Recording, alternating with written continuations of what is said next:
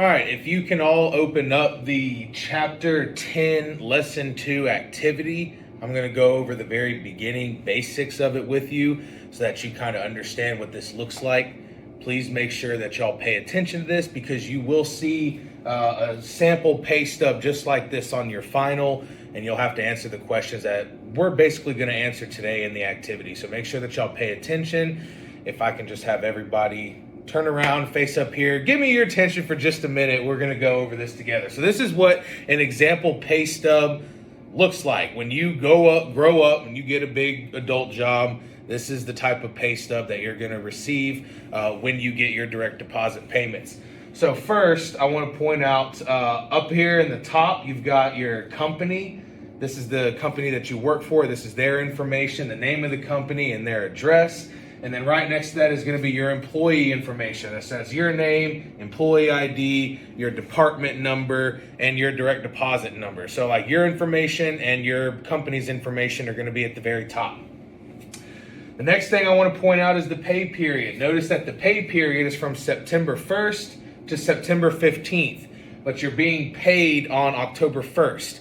So anybody who's ever had a wage job where you're making hourly, you know that you usually will work 2 weeks, skip a paycheck, work 2 weeks, and then you get paid for the first 2 weeks that you work. So we can see that in the example here, that we have our pay period and we're getting paid on the 1st of October for our days worked September 1st through September 15th. So aside from that, moving on to the main meat of the pay stub, this whole top section right here is for earnings. This is where your money actually came from and how you earned your money, or how they at least break it down. So notice here where it says earnings, it says holiday pay, vacation pay, and regular pay. More than likely, you're only going to see your regular pay up there. That's just the hours that you clocked in and worked at your regular hourly rate. It says here that during this pay period, we took one holiday and we took one vacation day. I can tell it's only one because it says the hours that we worked are 8. Normally you got 8 hours in a work day. So if we're given 8 hours for holiday and 8 hours for vacation, then that means in this pay period, we had 2 days that we took off. So we've got holiday, vacation, and regular. Those are the 3 different categories of pay that we're earning during this pay period. Our rate right here is 15. That means we're making $15 an hour. That's our hourly wage. So our rate is going to be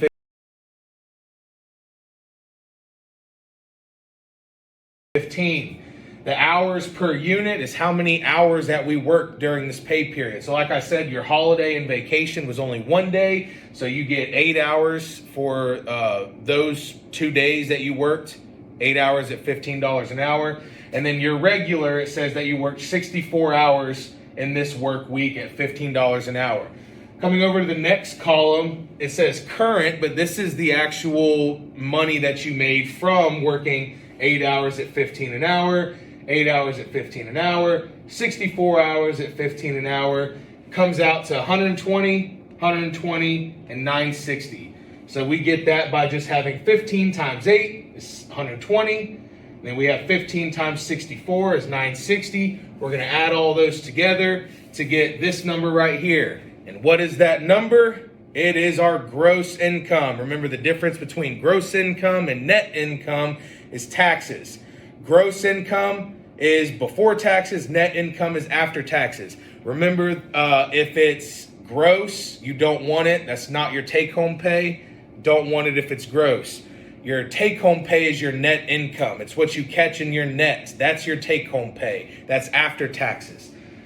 So we find out our gross income is $1,200. Now, the next section is going to be what is pulled out of our check. So we got deductions on this side and taxes on this side. They keep them separate. So on deductions, we have HLTH. It stands for health. What do you think that means? Right, that is your health insurance from your employer. They are taking out $43.75 to cover your health insurance for the month. Underneath that is your 401k. That is your 401k deductions, or the money that you're contributing to your 401k. Remember, your employer is going to match usually up to 3%. You can put as much a percentage if you want into your 401k, but your employer usually matches 3%.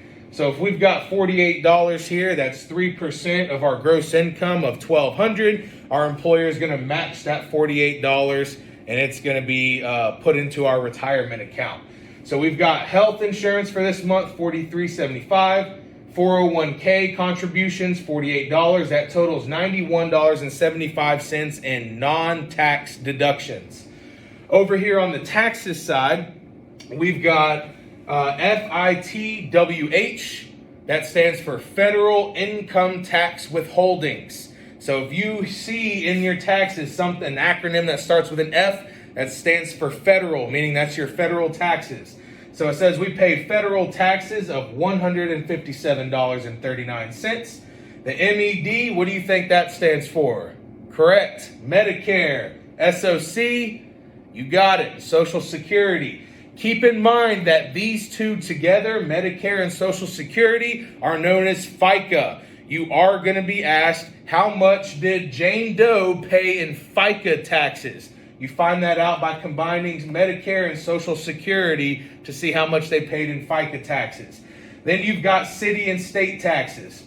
City taxes is going to, or it might even say local. When it says local taxes or city taxes, that's the city or even county that you live in. And then state taxes are what the state takes out. Tennessee actually, thankfully, does not have state taxes, so we don't pay those here, but you will see that on your exam. So just know city taxes is local, state taxes, Social Security, Medicare, those two combined are FICA, and then federal income tax withholdings. Those are all the taxes that are being pulled out of your check, combining $297.56. So how do you find your net income?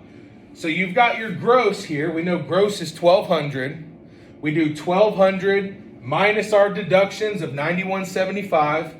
Minus our taxes of $297.56 gives us our net income, finally what's left over, of $810.69. That's our net income. So that's how you read a pay stub, see where your money came from. And remember, you want to double check this for accuracy. When you have a but when you have a wage job and you're working hourly, mistakes can happen. You do not get paid for hours that you worked. You take vacation days or holidays, and you might not get paid for those days. Your hours might be wrong. Like here it says you work 64 hours at $15 an hour. What if you actually work 70 hours? Well, you're missing 6 hours here.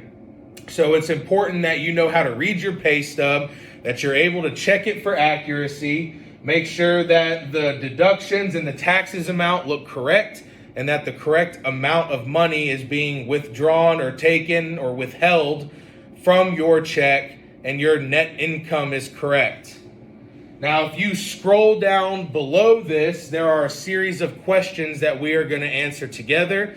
These questions are very similar to the questions that you are going to see on your final exam in a couple of weeks.